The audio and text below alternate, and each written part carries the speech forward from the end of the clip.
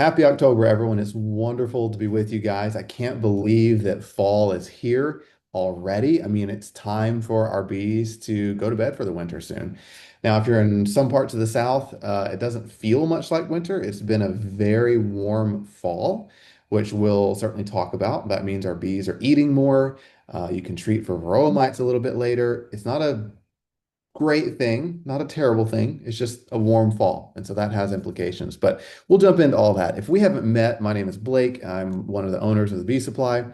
And I am always thrilled to get the chance to visit with all of you guys, hang out for an hour, and talk about what you need to be doing in your bees right now. So we've got a lot to cover. Let's jump right in. As we get rolling here, stand soft sugar bricks, we've got a lot of those in stock, ready to ship. This is, one of our most popular products that we sell.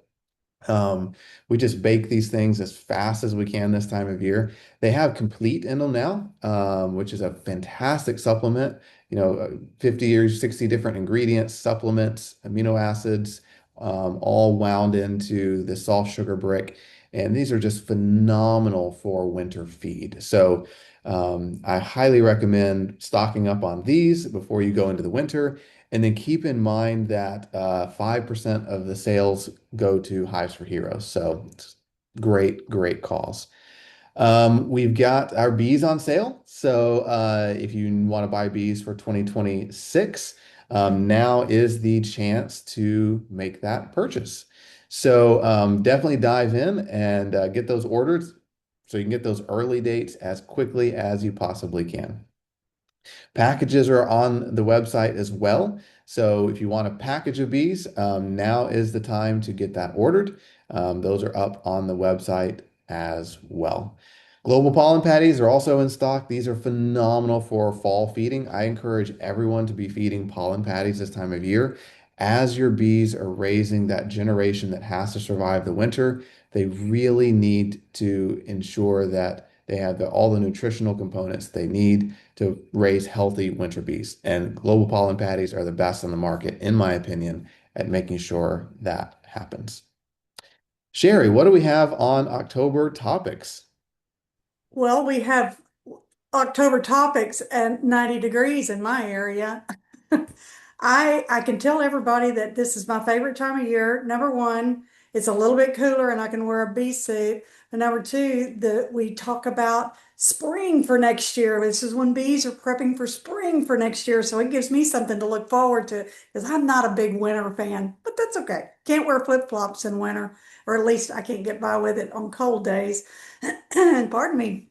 But there's some good topics for the October month, and we've got 5 weeks once again.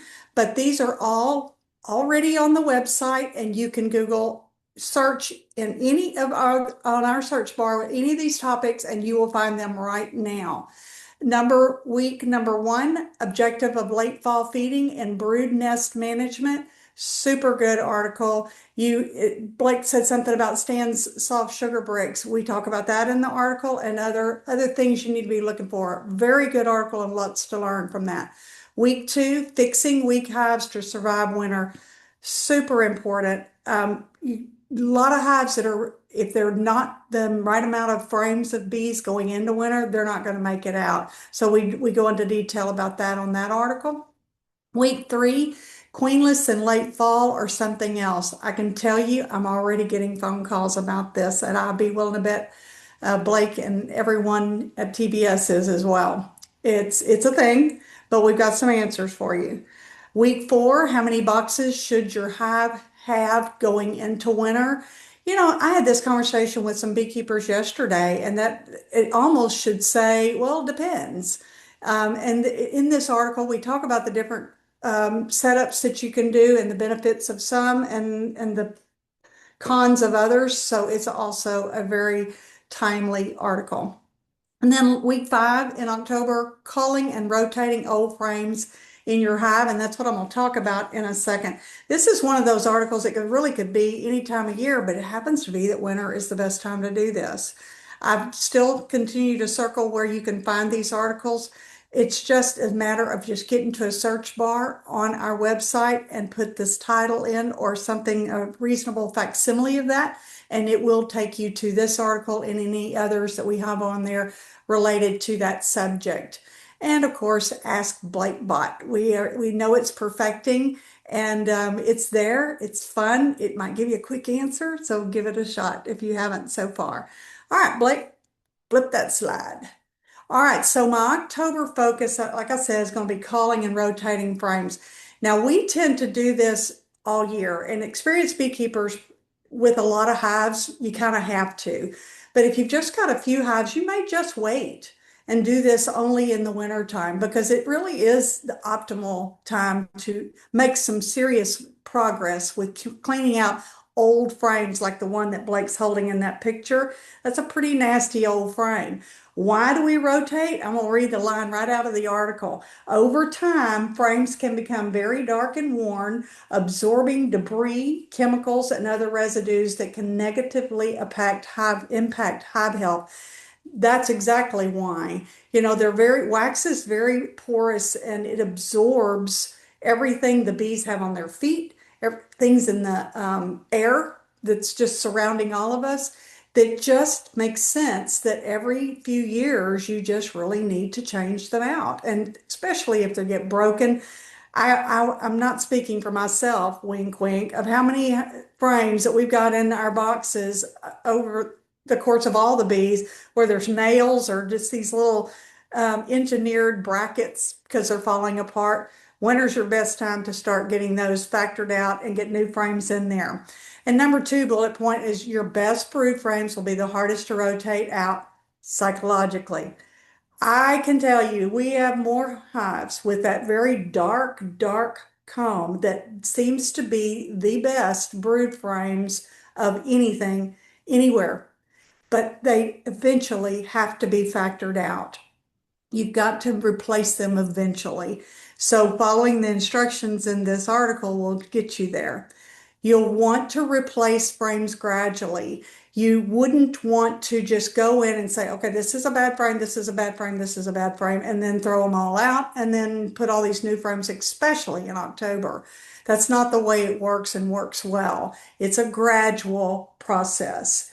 Remove a couple each year, and you'll find if you get in that rotation schedule, it really does make a difference. And that's one of my takeaways as well. Number four, avoid placing new frames in the center of the brood nest. I put avoid because it doesn't sound very nice for me to say, don't do it. Don't do it.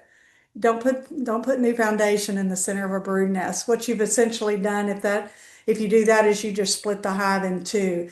Bees really need that cohesiveness of the nest. So you gradually just take those out and put the newer frames on the outside and just push the older still existing frames to the center. It's not hard. You talk about one of the easiest things we can do in beekeeping. It sounds like it would be intimidating, but it's not, I promise. And if you keep this up, your hives will thank you for it. I assure you. The takeaway, develop an ongoing system.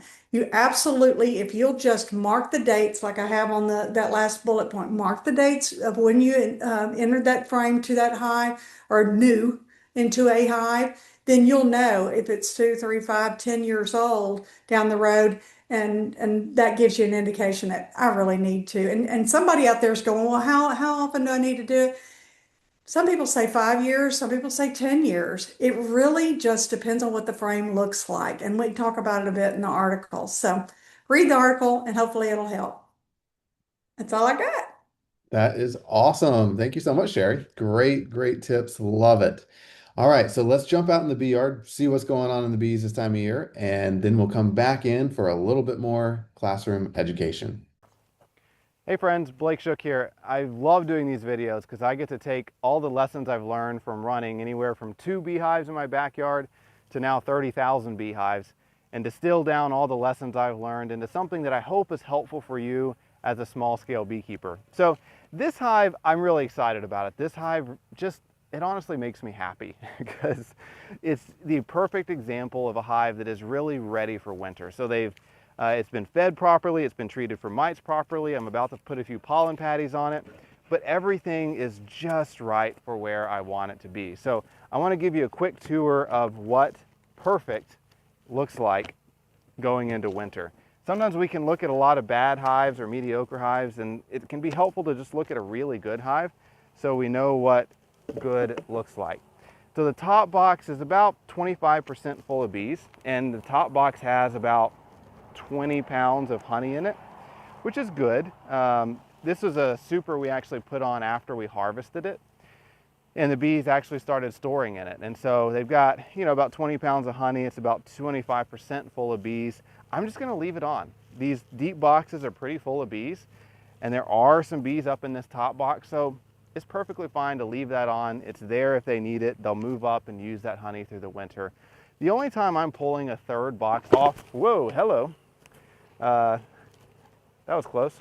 The only time I am pulling a third box off is if it really has no bees in it. I mean, if it's, maybe has half a frame of bees in it or just a few bees in it, then I'm gonna go ahead and pull it off. But if it's got a decent amount of bees in it, I'm gonna leave it on.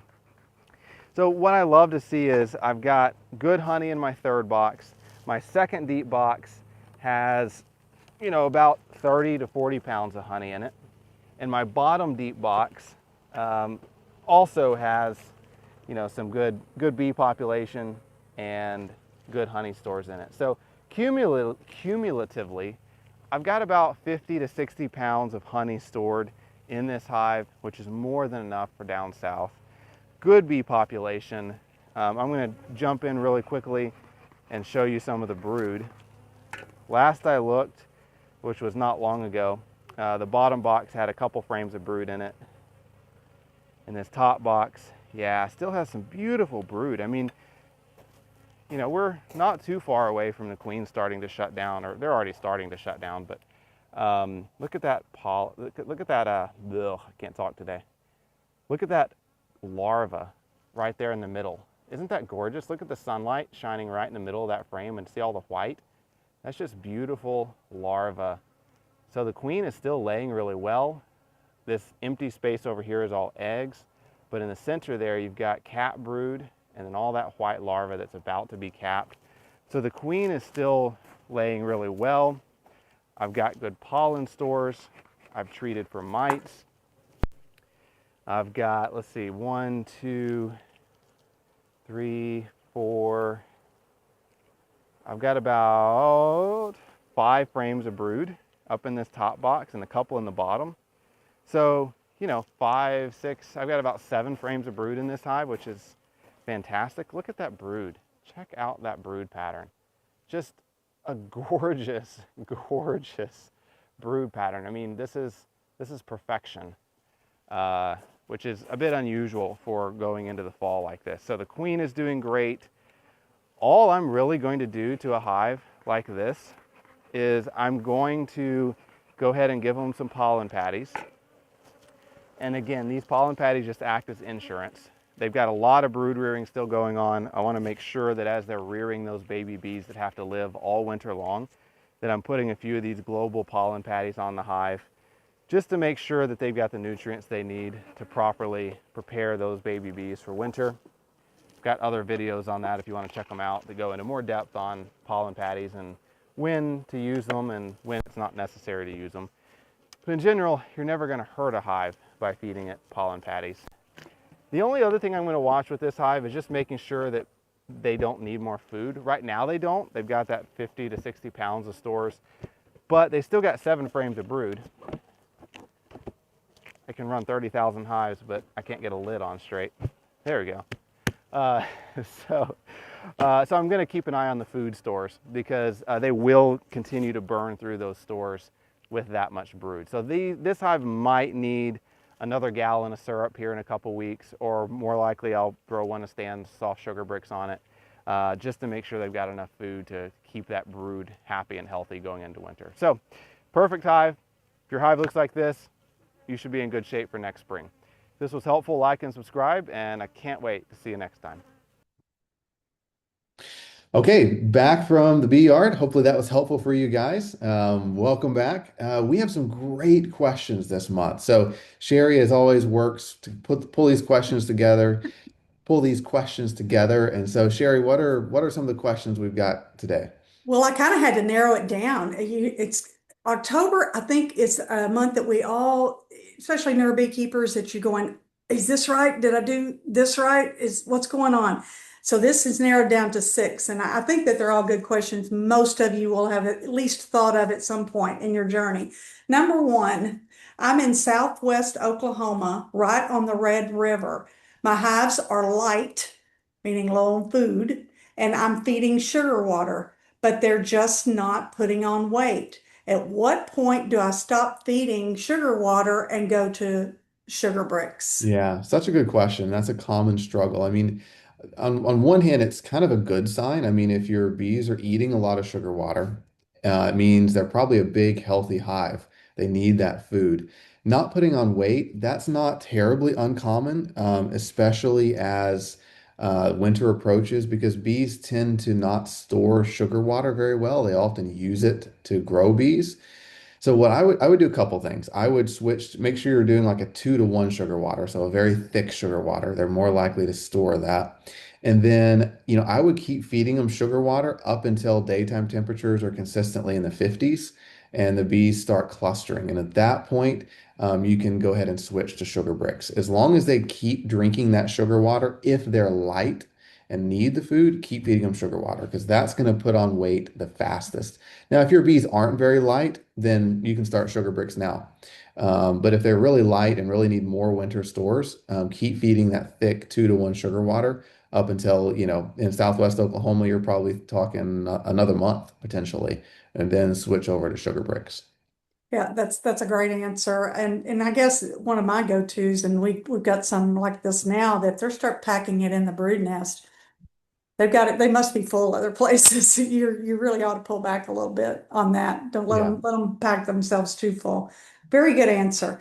All right, number two. If you combine weak hive to strong hive, is it not possible that the weak queen will kill the strong queen, or do you exclude the weak queen? I combined week to week, and both queens were killed by the nurse bees. Requeening with a new queen makes more sense to me. No? Good question. So kind of a two-parter there. So if I'm combining a weak hive to a strong hive, then I am going to, if I possibly can, I'm going to kill the queen in the weak hive because I'm not saying it was weak because of the queen, but something went wrong in that hive, and I'd Mhm. rather eliminate that queen. So I'll often kill her like a day or two before I combine that weak hive to the strong hive. That way the weak hive knows they're queenless, those bees are less likely to try to kill the queen in the strong hive. Mhm. If you're combining two weak ones together, I still like to kill one, the weakest one. And that way, again, I don't have that as much fighting, and the one queen is more likely to survive. So my rule of thumb is whether you're combining two weak ones or a weak one and a strong one, I always kill the queen and the weakest one, 1 to 2 days before combining it. And do you think that her last part was I say it's a her, maybe a guy, requeening with a new queen makes more sense than keeping either queen? I think it depends on the time of year. I typically just pick the best queen and save her and use that queen rather than Mhm. trying to requeen both of them. Yeah. Combining two weak hives doesn't have a real high chance of success. And I kind of hate to spend 50, $60 on a queen Mhm. for those two weak hives that potentially not survive anyway. So Yeah. typically speaking, no. I mean, you can, but usually combining is kind of a last ditch effort to make Mhm. something work. And I don't want to waste more or invest more money on something that might not work anyway. Super good point. And this time of year, it's too hard to find a queen anyway. Right, Too right. hard. All right, number three. What if you have a hive trying to requeen, speaking of queening, right now at this point in October, can queens still mate if I'm seeing drones? Yeah, so it's unlikely. I mean, it's possible. I mean, if you're seeing tons of drones and it's been a warm fall, and she's going on a mating flight like this week, it's possible. But if they're just now raising that new queen, you're still a couple weeks from her going on a mating flight and one good cold front, and they're going to start kicking those drones out. So if I'm seeing them in October, requeening a hive, I'm probably just going to count that one as queenless. I'm going to wipe out those Mhm. queen cells and I'm going to combine it with another hive. Excellent advice. And that's true. It boils down to the biology of the bee. You got to know it's 16 days from the point that egg is laid till that queen emerges. And then she's got 5 days to go out and mate, and then another 5 to 7 days before she starts laying. You start doing that math and you're 3, 4, 5 weeks. And Exactly. we're going to be drinking hot cocoa by then. Yes, I'm assuming exactly. at least most of Exactly. them will. Right. Very good answer. Um, what do I do if my bees are storing too much honey right now? There isn't much room for the queen to lay. I already reallocated resources with another colony that didn't have much honey. Is there anything else I can do? Yeah. Well, you've already done the right thing. You've pulled some honey out, given it to another hive. I'm going to assume you're not feeding. In some areas, you can have just a really strong fall honey flow, and they just keep bringing it in. And so, what I would do in that case, I would keep reallocating some of the honey. I mean, if you've got a box of already drawn out honeycomb, you can put it on the hive and let them start moving that food around into a different box. Your window is short for that. Once we start getting chilly, they're not going to be moving stuff around. But, when you've still got days in the 70s, 80s, 90s, they often will move that food around to empty out the brood nest. So throw a box on that if it's drawn out comb and let them have space to move some of that honey around. The other thing I'd note is it's normal this time of year for them to start shrinking down the brood nest Mhm. and reducing the space for the queen to lay. They're trying to shut the queen down. So, I would expect to see, 3 to 4 frames of brood in a hive this time of year. That's normal, and the rest is starting to be shrunk down. Now, if you're seeing, in the middle of your brood nest frames completely full of honey, other than a tiny little patch of brood, and you've only got a few frames like that, yeah, that's getting too full, and you should take some action. But if you're, still seeing 3, 4 frames in the brood nest where the queen's laying, that's fairly normal this time of year. Great answer. Very good. I've got nothing to add to that. Very good. Number 5, I have a hive in which the majority of the brood is on frames in the upper box. Very little brood in the lower box. Should I move the brood frames down? Interesting time of year for this question, isn't it? It is. So good. Yeah, very good question. So anytime I have that situation, really any time of the year where all my brood and bees are pretty much up in the second box Mhm. and the bottom box is pretty empty, I'm just going to reverse it. Yeah. So even this time of year, just reverse the boxes. So put the brood and the bees, flip them, and I would, if that bottom box didn't have quite a bit of honey in it, and now you've put it on top, I would feed them, and they'll keep the brood in the bottom, and they will move that food up into the upper box, which works great. So yeah, it's really simple. I would just flip the boxes. And reversing brood boxes is something we do early spring sometimes, Yeah, if we feel like yeah, we need to. Another thing that I would say on that is to look a little bit deeper and make sure that that one box isn't sufficient for that hive. It may be that you need to pull one of those boxes altogether, because as that brood nest and the population decreases, it may just be that they don't need that right. extra Exactly. box. Exactly. So. Yeah. All right, last one. Can I feed pollen patties while I'm treating the hive with thymol? Hmm. Super good question. Been asked many times. Yeah, that is a good question. So, I have many times. I've never seen a detrimental effect. I just make sure that the thymol's on one end and the pollen patty's all the way on the other end. So I Hmm. don't want them to mix too much. But as long as they're, very separated, or I don't have a problem with it.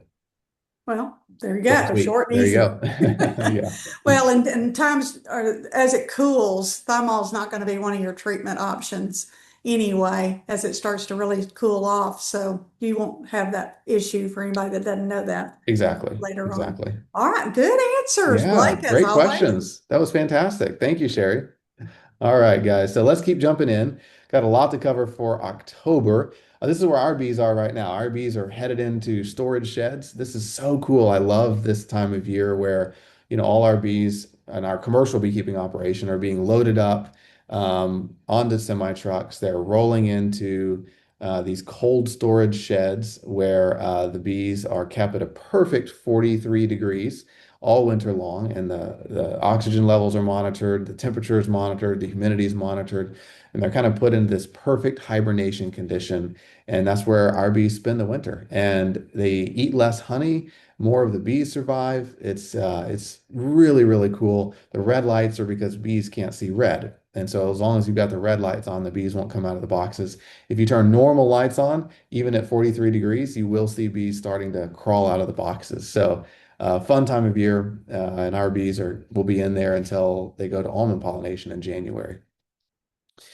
Fall blooms, most of the country is seeing a fall flow of some form right now, whether it's goldenrod or aster or broomweed or, there's all different types of flows going on right now. The further north you go, obviously, the more and more the flow is starting to shut down. The further south you go, in the south, you may have another month of pollen coming in. But most of the country is experiencing some sort of fall flow right now. You may also see honeydew. So this is fairly common this time of year where aphids are um, on trees. And you can see, I love this picture. It's at one of our offices because that ground is wet. That gravel is wet. You can see the dark gravel that's just soaked in dripping honeydew. And so it's not, sometimes bees can bring in a fair amount of honeydew for forage. And sometimes they don't, but some years they can actually bring in a fair amount of nectar that's from this honeydew. Lots of drought areas right now. So the central US is still looking pretty good overall, but this is a current drought map. But the east and the west are getting really dry. And so drought stressed plants struggle to produce enough pollen. And so the bees can struggle to, they're just coming out of a summer dearth and they're trying to raise that population of bees that are going to survive the winter. And they often don't have enough pollen coming in. So, especially in those drought areas, that's where feeding pollen patties and some sugar syrup can be especially beneficial. The end of bee season here, the end of bee season is here, or is it? Many regions are seeing a good fall nectar and pollen flow, while others are really seriously drying out again, like we saw on that drought map. Temperatures are remaining pretty high, allowing bees to continue rearing brood, which isn't a bad thing, but they also need the nutrients, good nutrients, in order to keep raising those healthy winter bees. So once we start getting some cold fronts, you'll see a rapid reduction in brood. But right now, most of the country should be feeding pollen patties as brood is still being reared. And this is a lot of what I'm seeing in hives, less and less brood. They've got pollen, they've got honey, they're kind of shrinking down those brood areas. And you can inspect your hive anytime that, it's sunny and the daytime temperatures are in the 60s. You can certainly do a full inspection. This is your last chance to do a Varroa mite test. Lots of high mite counts are being reported. If you've got more than 2 mites per 100 bees, you've got a problem. So absolutely, if you haven't done a mite treatment yet, this is your final window to get some sort of treatment on your hives. So very, very, very important. As we've talked about many times in the past, your options, sticky boards or alcohol wash. These directions right here are for how to do a sticky board. Remember, alcohol washes are the most effective or the most accurate test for varroa mites. But I understand a lot of people aren't going to do alcohol washes because they're a little complicated and they kill bees. In which case, I recommend going with the sticky board, which is so simple. You follow the directions here, you slide the sticky board underneath the bottom board. Really, really easy.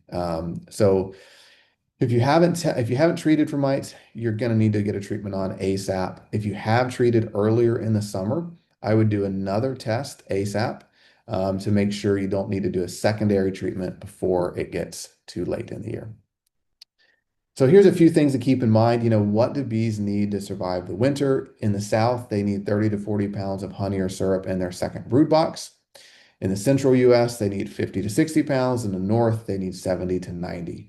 Note, these are quantities for strong hives. So that would be a hive that is one deep box full of bees or more.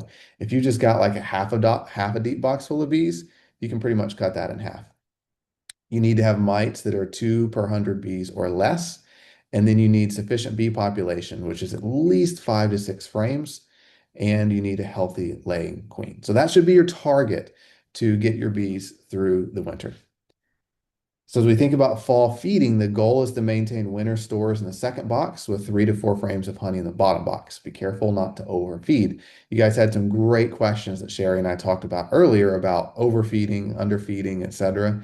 But if you have a hive that needs feed, give them up to a gallon of 2-to-1 syrup every week until they've got sufficient stores in their second box. You really need to get this done in the next couple of weeks because once cold fronts really start hitting, the bees are not going to be drinking liquid syrup anymore. And, yeah, it's going to get tough.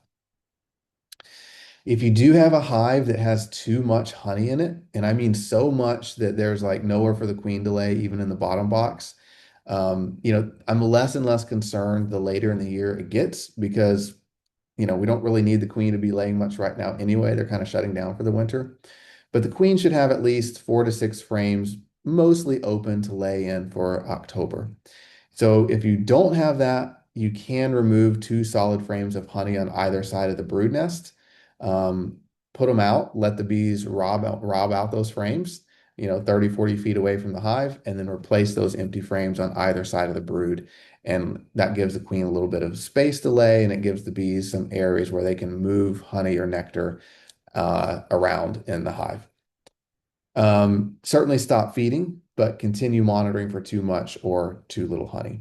So this is just a good picture. The one on the left, this is too much food. You can see you've got a little bit of capped brood there in the middle, those brown cells.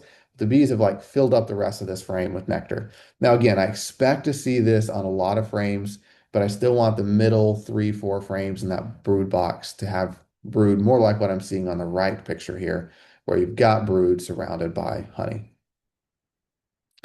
Fondant sugar cakes, stand soft sugar bricks are great this time of year. So I really recommend the sugar bricks. If your hive has about as much food as they need, then I would switch over to sugar bricks through the rest of the winter.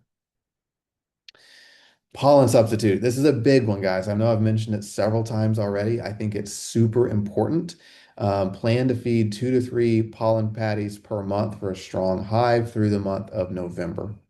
If hives have more than one full frame of multicolored pollen and are bringing in abundant pollen, you can get away with just giving them maybe one pollen patty in the month of October. But if they don't have that, then I would recommend just pretty much giving them all the pollen substitute they can eat through the month of October and even into November if the weather stays warm. So as long as you've got brood in the hive and the daytime temperatures are staying in the 60s and above, I would keep feeding that pollen substitute. And that's really just going to help them again raise that healthy, vibrant those healthy, vibrant winter bees to get through the winter. I get a lot of questions about, hive wraps, moisture boards, and upper entrances. And here's my consensus on all of them. Not necessary. In the United States, we just don't need them in most cases. Now, hive wraps, I take a little bit of a harder stance on that, just really unnecessary. Moisture boards and upper entrances can be a little bit helpful if you're in an area that gets really cold, because what you don't want is you don't want the heat rising from the bees, condensation forming on that upper lid, and then that condensation raining down on the bees. That's unhealthy. And so moisture board or just a very small upper entrance to let that hive circulate a little bit can prevent that from happening. But that's usually only in like the far northern climates that's a little bit more of a concern. In the southern climates, it's not really an issue. Fall and winter hive configuration, and this is the discussion on brood boxes, not supers. Ideally, you've got 2 brood boxes and 1 empty super if both brood boxes are mostly full of bees for the month of September. And then if you've got that third box on the hive that you've kind of had on there over the summer to help keep the hives cool, you can pretty much go ahead and remove that here in early October. So going into winter, in my opinion, unless you've got a third box that's full of bees and honey, most hives really just need to be 2 boxes full of bees and honey. A third is pretty unnecessary. So my goal with my bees is to have them all just two boxes, whether that's two deeps or a deep and a medium, going into the winter months. Again, if you've got a third box and it's full of honey and full of bees, it's not going to hurt it to leave it. But if it's not full, there's really no reason to leave it, and you can start pulling off those extra boxes now. And here's some guidelines to help you understand if you should pull off winter boxes or leave them on. If a box is mostly full of honey and it's 25% or more full of bees, you can leave it. Make sure each hive has at least 30 to 40 pounds in the second or third box. More honey is okay. It's not going to hurt anything. If a box is less than 25% full of bees and the hive already has plenty of honey in the other boxes, go ahead and remove it. If removed, boxes of honey or comb can be stored in wax moth crystals until next spring, or you can harvest and eat that honey if it wasn't exposed to chemicals, or you can set it 30 to 40 feet away from your hives and just let the bees rob it out and store it elsewhere. Entrance reducers and screen bottom boards, wait until daytime temperatures are consistently in the 60s to add a queen excluder. Shoot, that's supposed to say wait until daytime temperatures are consistently in the 60s to add an entrance reducer. You do not want to add a queen excluder this time of year. Don't do that. Your queen excluders need to be off of your hive at this point. You should have no queen excluders on your hive. That's a no-go. You don't want to break up that cluster, and you don't want the cluster to move through the queen excluder and the queen gets trapped below. But entrance reducers, you are good to go once daytime temperatures are in the 60s. Screen bottom boards can be covered in late October, but if left uncovered, which is fine, just ensure wind cannot blow up underneath that screen bottom board. But as long as wind isn't blowing up underneath it, then you should be good. There we go. Remove queen excluders. So if you still have queen excluders anywhere on the hive, go ahead and pull those off. They're not necessary, not helpful, and they're going to cause problems. So get those off if they're still on the hive. You can get wind blocks set up, and so hay bales work great. Now, if your hives are along a tree line that is blocking a lot of the wind, not necessary. But if they're out in an open field, again, not one of those things that's absolutely critical, but it's not going to hurt anything, and it will be a little bit helpful if you create some sort of wind block, just so cold wind cannot blow into that entrance all winter long if you're in an area that's super windy. Otherwise, not that big of a deal. If you're queenless in October, and this was one of the questions that I got earlier, so this is great lead in. If your hive is queenless, so you've got three options. Number one, if they're less than one deep box full of bees, you can just combine them with another hive. We talked about that earlier. If they're more than one deep box full of bees, you can overwinter them as normal, and as early as can be spared the next spring, usually early March. Give them a few frames of brood to allow them to raise their own queen and boost their strength. Best option is find a fellow beekeeper with a very small weak hive and combine it with yours. Note that the bees will most likely try to raise a new queen in October if eggs are present. I recommend wiping out queen cells since the odds of that queen are going to mate properly is very, very slim. It's not uncommon to have hives die this time of year, often from Varroa mite levels that got too high in the summer. That's really common this time of year, and you might have wax moths or small hive beetles. The picture on the far right is wax moth damage. Really, either one of these frames, I would absolutely save. I wouldn't throw either one of them away. With the one with just the wax moth damage, I would stick that in the freezer for a few days to kill any larvae, and then I would just store it in wax moth crystals. And when you use that comb next year, the bees will very quickly and easily clean up that webbing and reuse it. Picture on the left, you've got wax moths and small hive beetle damage, and I know that I can see the webbing, and that's classic wax moth damage. And then you can see how the surface of the honeycomb looks kind of wet. And that is a sign that small hive beetles have been in there, kind of slimy, wet. So what I would do is I would just pull that webbing off. I wouldn't try to scrape it down to the foundation or anything. I would just use my hand. I'd pull the webbing off of that frame. I would rinse this frame with a water hose to get that slime off of it. I'd shake it to get all the water out of the cells. Freeze it for a couple days to kill everything, and then just store it for next year. And that's how I clean up small hive beetle damage. Um, Really, the only time I'm going to throw away a frame, I would say, is if the webbing is so bad from the wax moths that they've kind of eaten it down to the foundation, and like half of the frame is gone, or half the wax is gone. That's when I'm going to, get a lot more serious about, okay, scraping it off and starting over. Personally, I don't ever save frames. Like if they're that bad, I throw the whole frame away. To me, I'd rather buy a brand new frame for $3 or $4 than to try to save an old one. It's just not worth the money. And 9 times out of 10, after you scrape it down, clean it up, recoat it with beeswax, put it back in a hive, the bees are going to draw it out wrong anyway the second time around.